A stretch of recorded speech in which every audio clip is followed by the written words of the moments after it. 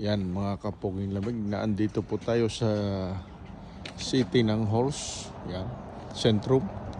Makikita nyo ang pinakamalaking simbahan dito. Yan, sa City. Yan po. Yan mga nakalagay Kerk van Nederland. Yan po ay simbahan dito sa Netherlands. Yan, kita nyo. History po yan, building na yan. History po. Kita nyo. Oh. Yan po. Ito po ang City ng Halls. Yan, makikita nyo. Ganda. Yung pong naroon po yung pinaka-munisipyo sa city na ito. Yan po. Maluwang po yan. Dito lang po kami sa medyo yun, naroon po ang aking motor. Yan.